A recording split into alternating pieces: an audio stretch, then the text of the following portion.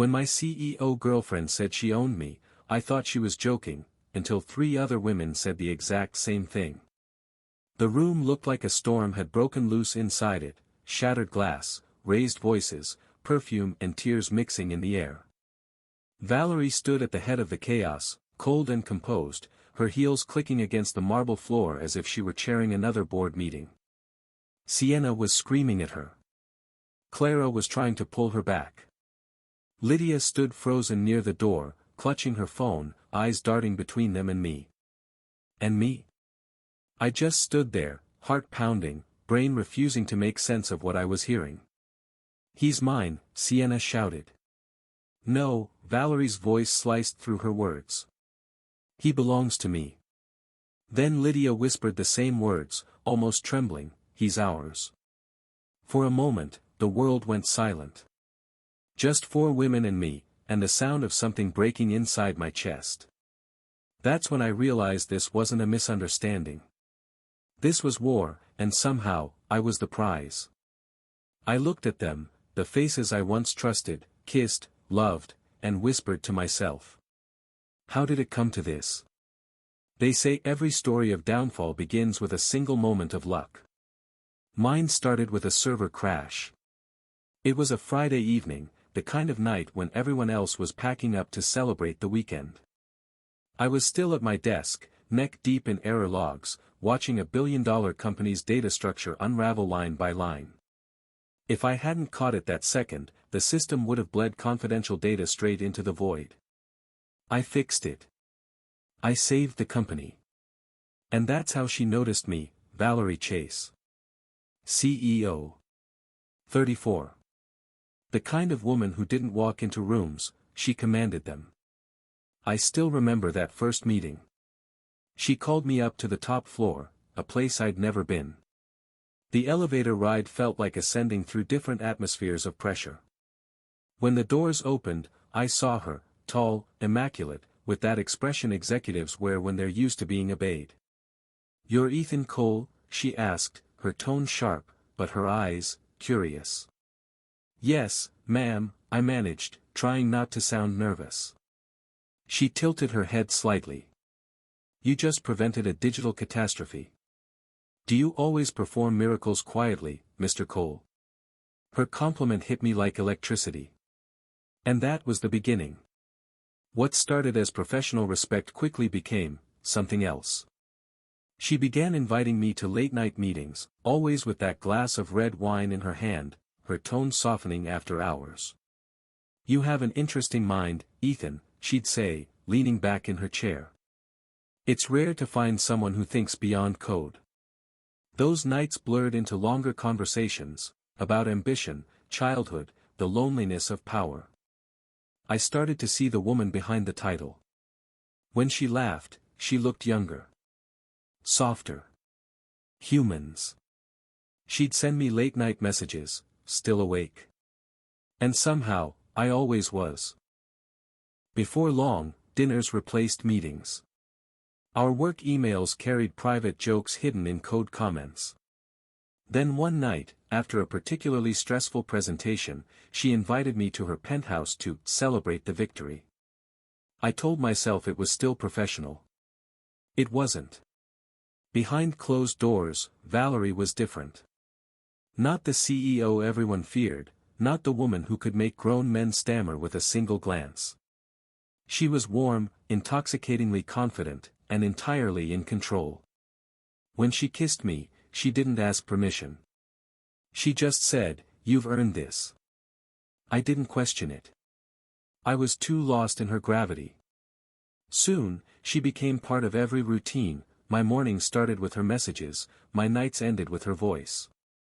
At the office, she remained cold, professional, untouchable. But in private, she'd whisper things like, "You're mine, Ethan. Don't forget that." I thought it was playful. I thought it meant love. Her possessiveness began subtly, a hand on my shoulder when she passed behind me at work, a warning glance at female coworkers who lingered too long near my desk. Once, I joked, "You're jealous of the interns now." She didn't smile. "I don't share what's mine." I laughed it off, but part of me froze at the way she said mine. Still, I ignored it. I was in love with her, or at least with the version of her she let me see. Then came the small moments that made my heart twist for her. The night she showed up at my apartment unannounced, still in her office clothes, holding a paper bag of takeout. "I figured you'd forget to eat," she said, stepping inside like she owned the place. I did forget, because I was too busy staring at her. The CEO of a tech empire, sitting barefoot on my couch, eating noodles from a paper box. She looked over at me and smirked. "You're staring again. Can you blame me?" I replied. She rolled her eyes. "You're ridiculous." But the corner of her mouth betrayed a smile. People at work whispered about her. Ruthless. Unforgiving. Heartless. I defended her every time. "You don't know her like I do," I'd say.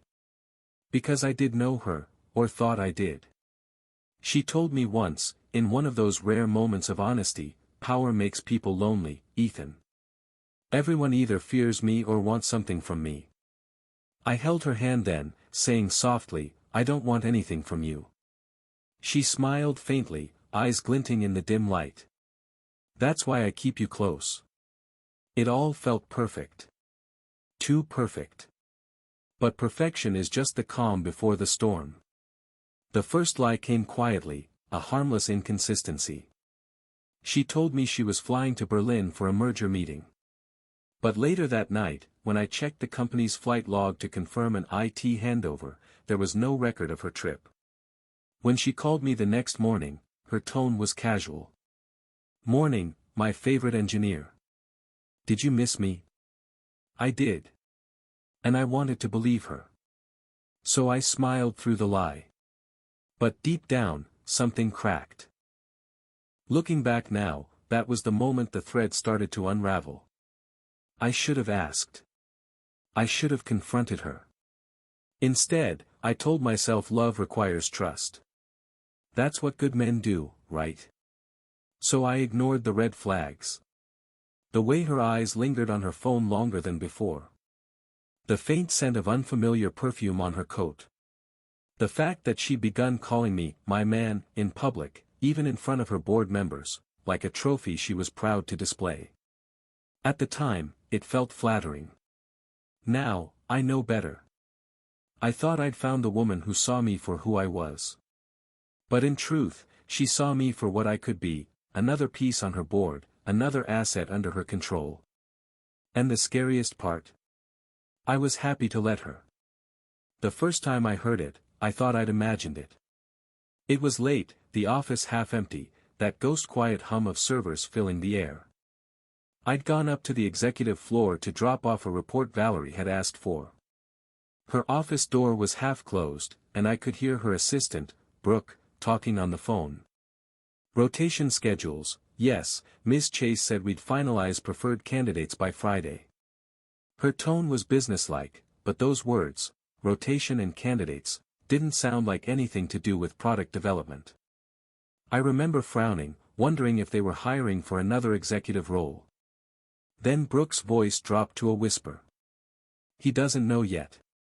She likes it better that way." I stepped back fast enough to bump into the water cooler. It hissed. Brooke glanced up, startled. "Oh, Ethan, didn't see you there." I mumbled something about dropping off the report and left before my curiosity could show on my face. But as I rode the elevator down, that phrase stuck to me like static, "He doesn't know yet." The next morning, I tried to forget it. Logical me decided it was about some internal rotation program. But logic and love never coexist peacefully. A few days later, I was in Valerie's office setting up a demo server. She'd left her desk to take a call. The place was as immaculate as ever, white orchids, framed press clippings, a neat stack of handwritten thank you cards. One of them slipped when I set down my laptop, landing face up. "To my favorite project, yours always, V."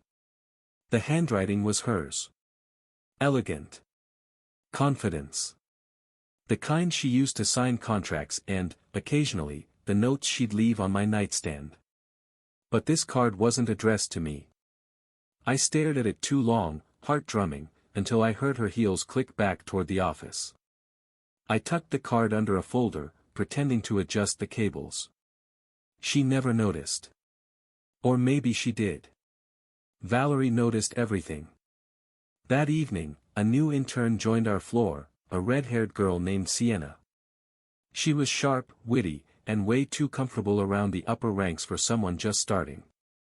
During her first lunch break, she sat across from me. "You're Ethan, right? The engineer the CEO can't stop talking about." I nearly choked on my sandwich. "She talks about me?" Sienna smiled, the kind of smile that says I know more than you think. "Oh, everyone talks about you. You think you're the only one she spoils." I laughed it off, but something in her tone wasn't playful.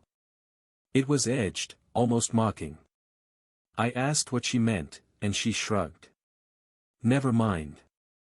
You'll figure it out." That afternoon, I couldn't concentrate.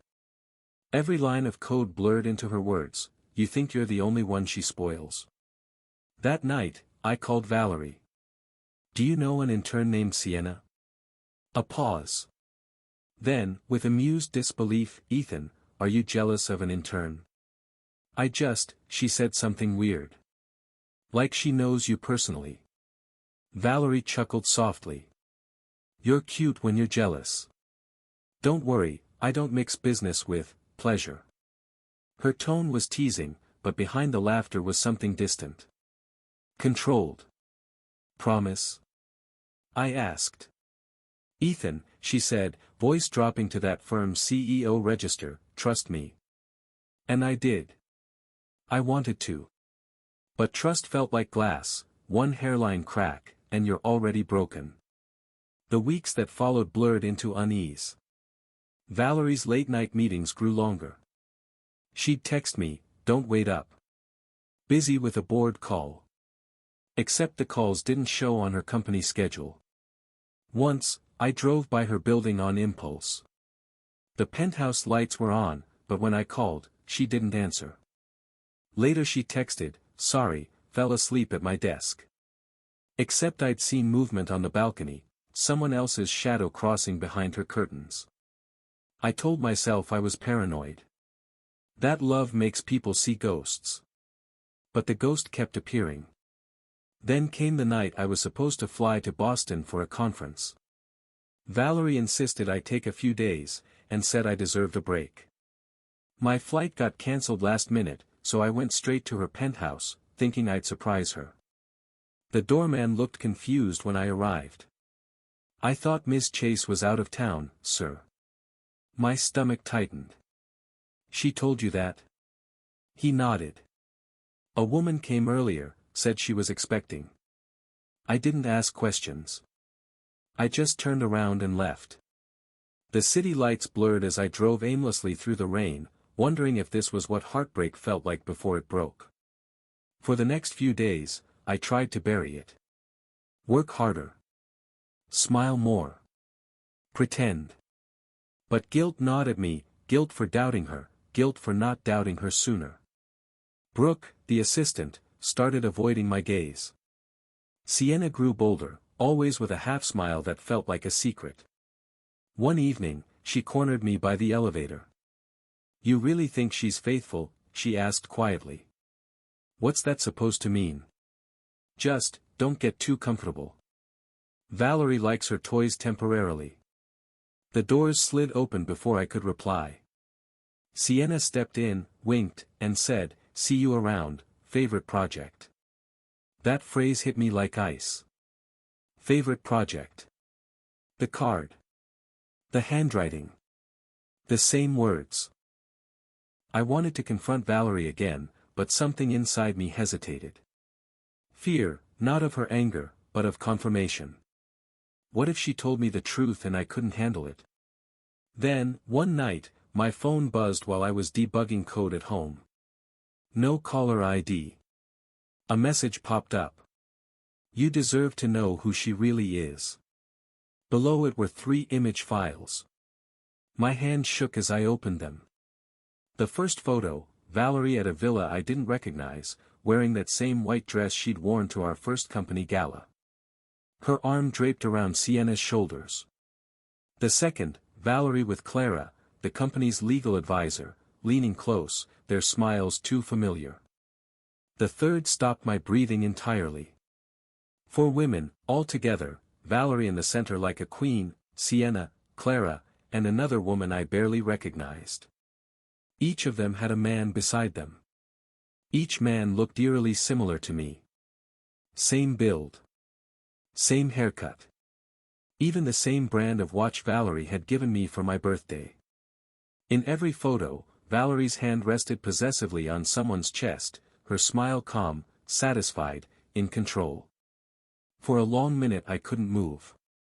The only sound was the quiet hum of my computer and my own heartbeat pounding in my ears. I didn't cry. I didn't even shout. I just stared until the images blurred. Part of me wanted to believe it was fake. Photoshop. A sick prank. But deep down, I already knew. Everything, the rotation schedules, the secrecy, the unrecorded meetings, fit together like a cruel puzzle. I dropped my phone onto the desk and whispered the words that had been echoing since that night of chaos. How did it come to this? Because the woman I loved, the one I'd defended, the one I thought I'd saved, was running a game I didn't even know I was playing. And now, I had to decide whether to walk away. Or learn the rules and win.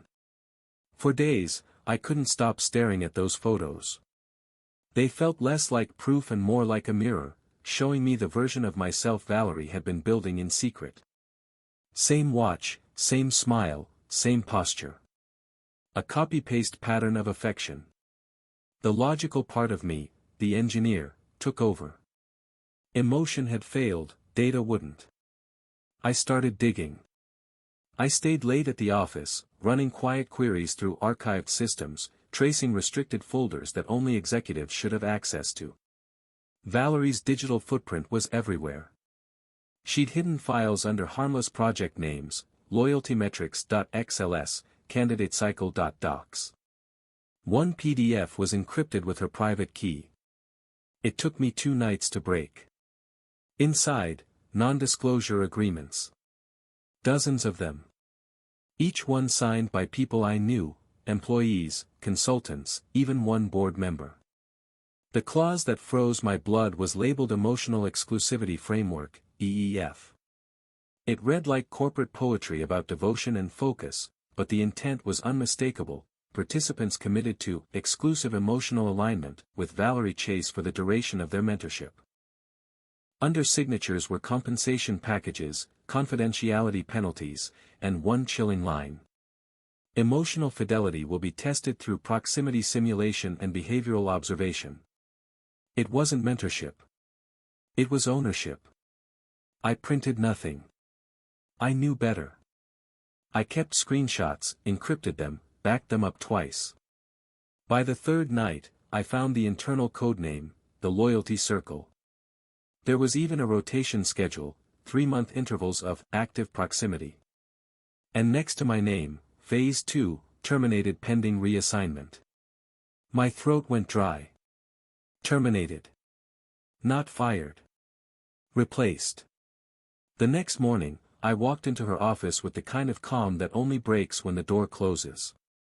She looked up from her laptop, smiling. "You're early." Couldn't I sleep? "I found something," I said. "Your loyalty circle." The smile didn't even flicker. She just shut her laptop slowly, folded her hands, and studied me as if I were another quarterly report. "I see. That's all you're going to say?" I asked, trying to keep my voice steady. "You're running experiments on people." "On me." She rose from her chair, heels tapping a metronome on the floor. "They weren't experiments, Ethan. They were agreements. Everyone signs willingly. I didn't." She walked closer, so close I could smell the faint trace of her perfume, sharp, deliberate. "You signed it the moment you said you loved me." I laughed, a brittle sound. That's not a contract. It is to me. Her voice softened, but the words were iron. You belong to me, Ethan. You of all people should appreciate structure. I give my loyalty, I expect it back. That's not loyalty, I said. That's control. She smiled again, the same one she used in interviews, charming investors into believing she was infallible. Control is just loyalty with direction. I turned for the door, shaking. We're done. You don't walk out on me, she said quietly. I didn't look back. Watch me. The elevator ride down felt endless. My pulse pounded so hard I thought I'd hear alarms. But the alarms came later, in the form of a calendar invite. Meeting, personnel clarification, mandatory. Organizer, Valerie Chase. Location, Executive Lounge, 8 p.m. Every instinct told me not to go. But curiosity, stupid, desperate curiosity, dragged me there. The lounge was dim, city lights flickering through the glass walls. Valerie stood by the window, wine in hand. 3 others waited, Sienna, Clara, and Lydia, the COO. Sienna smirked when she saw me. Clara looked exhausted, Lydia unreadable. Valerie turned. Good. You're all here. What is this? I asked. A clarification, she said. It seems boundaries have become blurred. Sienna laughed sharply. You mean promises? Clara's voice trembled. You said he was assigned to me next quarter. Lydia's eyes narrowed. She promised the same to me. I froze. Assigned? The word hung in the air like a verdict. They started arguing, voices overlapping, accusations flying. Valerie didn't stop them, she watched, detached, as if observing an experiment in motion. Sienna shouted, You said he was mine. Clara shot back, You're nothing but a distraction. Lydia stepped forward, pointing at Valerie. You pit us against each other for fun. I tried to speak, but Valerie's voice cut through the noise. Enough. Silence fell instantly. Her authority filled the room. She looked at each of them, then at me. This is exactly why loyalty must be engineered. Left to emotion, it collapses into chaos. I stared at her, disbelief turning to anger. You manipulated everyone. All of us. She tilted her head. I guided. You confuse guidance with manipulation because it threatens your illusion of choice. You don't believe in love at all, do you? Her eyes softened, almost pitying. Love is inefficient. Men fall in love easily, that's why I built my empire on loyalty, not love. The line hit harder than any slap. Sienna muttered something, Clara turned away in tears, Lydia's hands shook. And for the first time, I saw all of them not as rivals, but as reflections, people caught in the same web I'd walked into willingly. Valerie stepped closer, lowering her voice so only I could hear. You were my favorite, Ethan. Don't ruin that. I met her gaze. You built this empire on me. On people like us. I'll make you fall on it. Her expression didn't change, but something flickered in her eyes, maybe surprise, maybe interest. She smiled faintly. Then you finally understand ambition. I left without looking back. The door shut behind me like a vault ceiling. Down in the empty parking garage, I leaned against my car, breathing in the heavy silence. Every emotion, anger, heartbreak, disbelief, folded into a single, sharp point of purpose. I wasn't her project anymore. I was the variable she couldn't predict. And for the first time, that gave me power. I withdrew the way you retreat into a dark room after a fight, slow, hands in my pockets, lungs pretending not to tremble. Humiliated didn't begin to cover it. I'd been paraded like a prize, I'd watched my love turn into a ledger entry. But beneath that heat in my chest, something colder took root. Not revenge for spectacle's sake. Revenge as reclamation. I wanted my life back from whatever small, tidy box she'd put it in. The first thing I did was stop moving like a man who'd been baited. I stopped answering calls that weren't scheduled and stopped showing up to places I'd once assumed were mine. I moved like someone learning the edge of a knife, quietly, deliberately, measuring every step. Valerie's empire was a lot of things. It was capital, influence, glossy interviews and keynote slides. But what I hadn't realized until I started looking at it without loving glasses on was how fragile the whole thing was at its seams. Her power depended on two things, information and image. Control what the public saw, control how insiders behaved. If either unraveled, the castle looked a lot less impregnable. So I did what I knew how to do. I catalogued. Days blurred into nights as I crawled through company filings, public filings, press kits, and the corners of internal servers I'd once thought off-limits. I wasn't the only one who could manipulate code and metadata. But being an insider gave me vantage points third parties didn't have: email trails, meeting logs, access permissions. I made lists. I mapped relationships. I wrote their names on sticky notes and watched those names spiderweb into a pattern I recognized, compartmentalized, maintained, defended with legalese. It didn't take long to see the center of it all. The loyalty circle was more than documents. It was a ritual, a PR scaffold propped up by NDAs, hush payments, and curated appearances. If I wanted to bring that down, I needed two things nobody could refute: undeniable proof, and a chorus of voices that made the story unmistakable.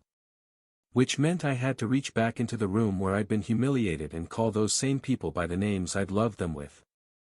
I started with Sienna because she'd been the bluntest vector into this whole mess. The first time I texted her, my thumb hovered, then tapped out something simple: "We need to talk." Not in the office. She replied with 3 words that made my stomach twist: coffee. Noon. Corner table. When I walked into that cafe, she was already there, looking younger and more defiant than she had in the elevator. The things we'd shared at the office felt smaller here. There were no boardrooms, no playlists of corporate ambition. It was just two people who had once been rearranged like chess pieces. "You came alone," she said, not as an accusation but as relief. "I couldn't bear another audience," I said. She studied me, then sighed. "You saw the photos." I did. My voice was flat. "You?" Sienna nodded. She told me, "You have potential for phase 1, and handed me some ridiculous NDA when I started. Said it would be good for my career." I thought it was mentorship. It wasn't just Sienna. Over the next 2 weeks, I met Clara in a municipal park near her small, tidy apartment and Lydia at a public library where she came to read when the COO mask got tired. Each meeting unfolded like peeling an onion. There were tears, anger, bitter laughter.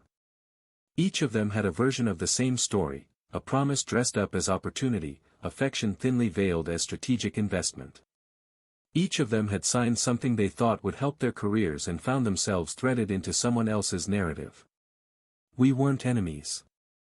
We were survivors exchanging notes. "You want to go public?" Clara asked, the first time any of us used the word out loud. She was pragmatic. Years of legal training had made her excellent at cataloging what would matter in a trial or a headline. "Not yet," I said. "We need proof they can't spin away. Signed documents. Photos with dates. Emails where she calls it the loyalty circle." My voice flattened again. The plan needed precision. Lydia, who'd been silent until then, shook her head. "Valerie will bury this in lawyers. Investors will circle the wagons. We'll look like disgruntled employees."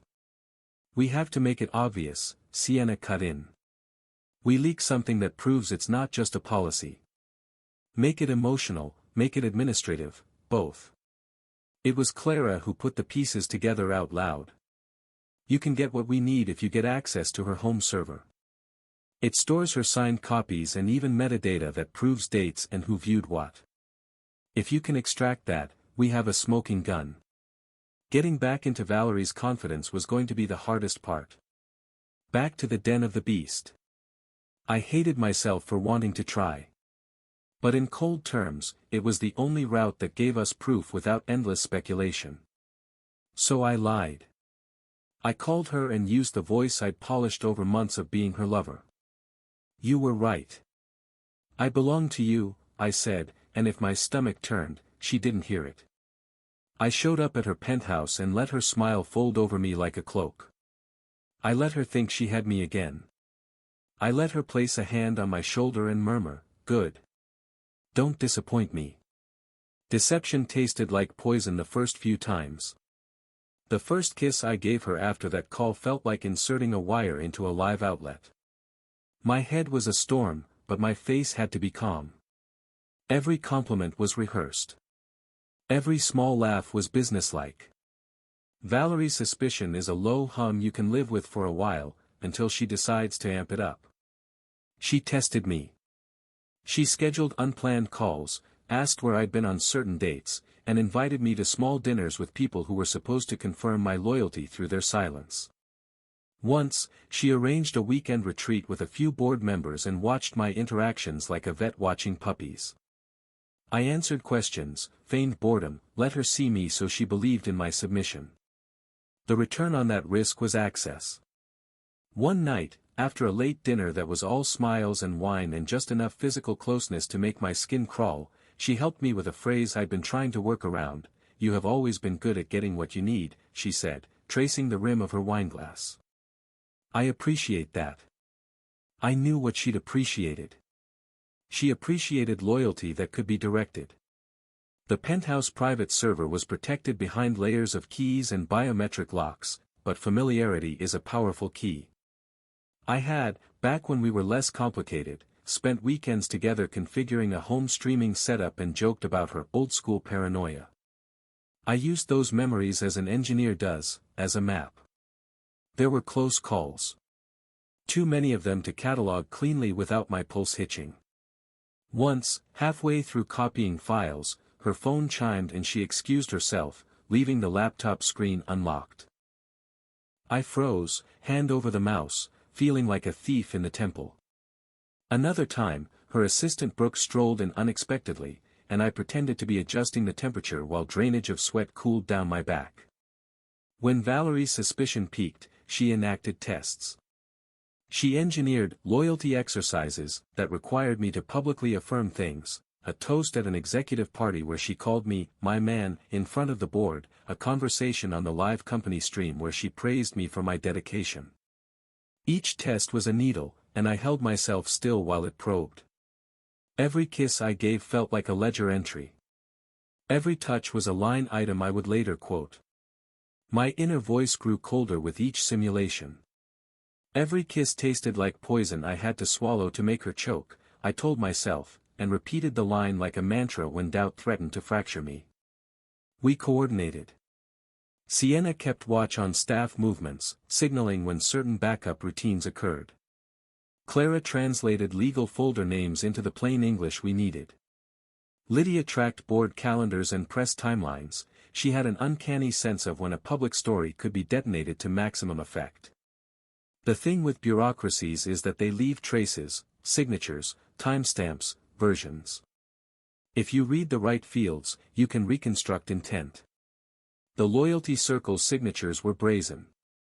There were PDFs with metadata that showed Valerie had emailed drafts to her assistant, had discussed compensation packages with HR, had forwarded program structures to outside consultants.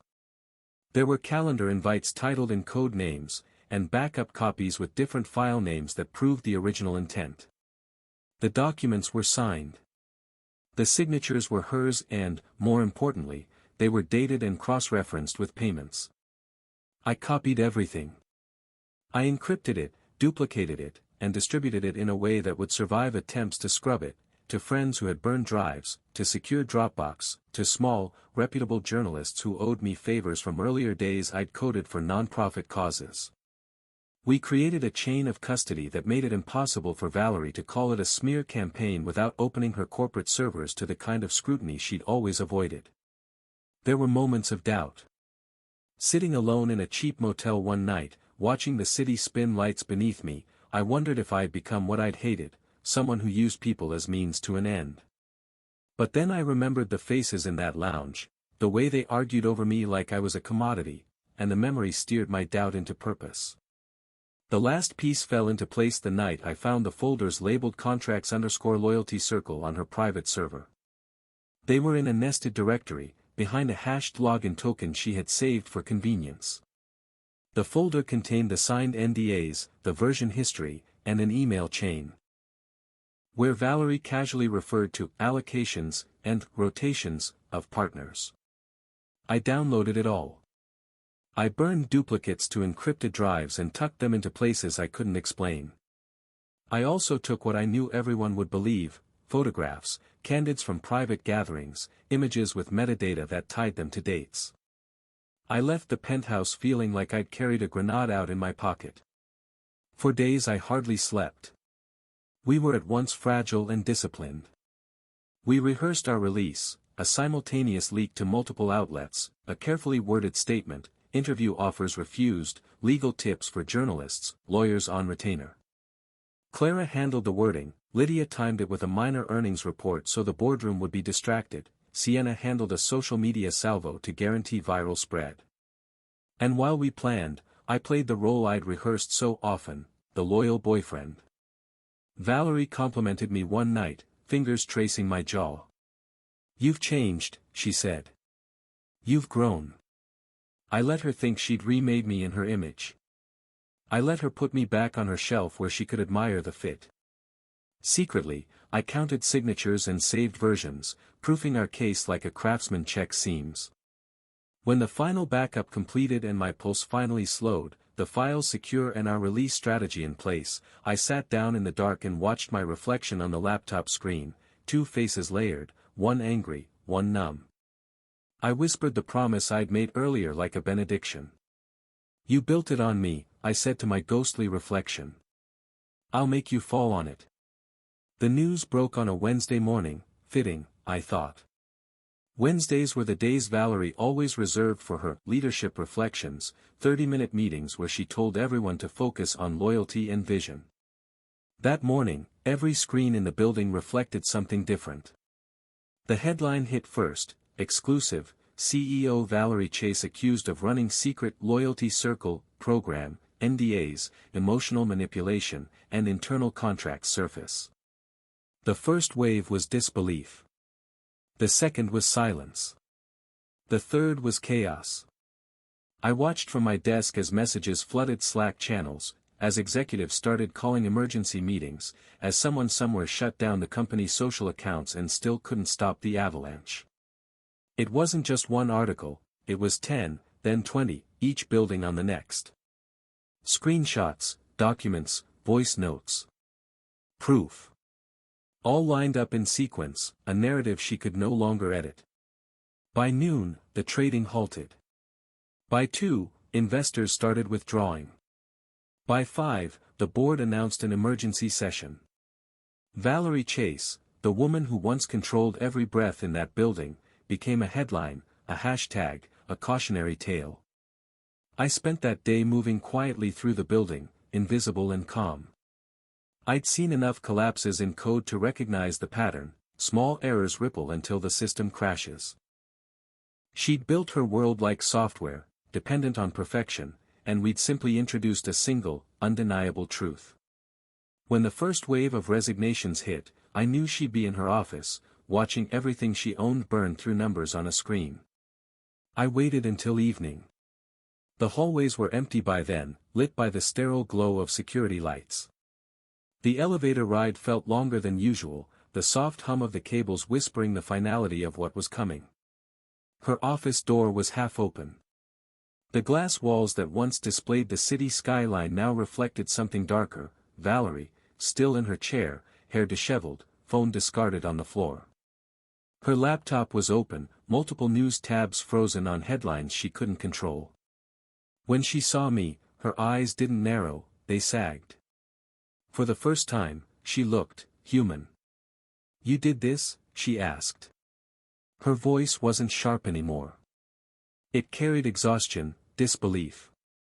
I stepped forward, letting the silence sit between us. Behind me, the soft shuffle of footsteps, Sienna, Clara, Lydia. They stood at the doorway, their faces calm, no longer fractured by confusion or fear. "No," I said softly. "We did." The words landed like a verdict. Valerie's gaze drifted past me to them, then back to me. I could almost hear the gears turning. The woman who once calculated everything suddenly faced a variable she couldn't control, unity. "They'll turn on you," she whispered. "They always do. People crave power, they'll want what you have now." I shook my head. "What I have is peace." She laughed then, a dry, bitter sound that cracked halfway through. "Peace? You think exposing me brings peace? You think destroying what I built makes you clean?" I didn't answer. I didn't need to. Her desk was a battlefield, papers scattered, a broken glass by the edge, a contract half burned in the trash bin. The walls that once bore her achievements now looked sterile, stripped of pride. Valerie stood slowly, the poise still there out of habit. She straightened her blazer, as if she could bring dignity back into existence. "Do you really think this changes anything?" she said. "They'll forget. They always forget. The world loves to crucify women in power." "Maybe," I said. "But they'll remember your kind of power." That made her flinch, not visibly, but in the eyes. She walked closer, stopping just a few feet away. The scent of her perfume was still sharp, the same one that once meant warmth and safety to me. Now it just smelled like ghosts. "I loved you," she said finally. For a moment, the words felt like a hand reaching through time, back to when everything between us felt simple. For a moment, I almost believed her. But then I remembered the contracts. The tests. The way she said "mine" as if it were a sentence, not a promise. I looked at her, steady. "You taught me love is a contract," I said. "Consider it terminated." Something inside her broke then, I saw it. Not loudly. Not with tears or shouts. Just a quiet unraveling. Her expression collapsed under its own weight, and the facade, the CEO, the ruler, the untouchable, disappeared. She sat back down, her head in her hands. For the first time since I'd known her, she looked small. Behind me, Sienna whispered, "It's done." Clara closed the door gently. Lydia placed a flash drive on the edge of Valerie's desk, symbolic, almost merciful. It contained everything. Proof, and the chance to confess before the world decided the rest. I turned to leave. As I reached the door, Valerie spoke again, her voice a whisper more to herself than to me. "You think you've won." I paused, then said without turning, "I didn't want to win. I just wanted to stop losing." And then we left. Outside, the city lights flickered across the glass walls of her tower. News vans crowded the street below, cameras flashing like lightning. Somewhere in that chaos, truth was rewriting itself, line by line. For once, I didn't feel rage. Or triumph. Just clarity. The empire had fallen, not with a scream, but with a whisper. And for the first time since it began, the silence belonged to me. I didn't look back when we stepped out of that tower. Some buildings lose their shape once the truth leaves them, they become hollow frames of glass and steel that hum with old echoes.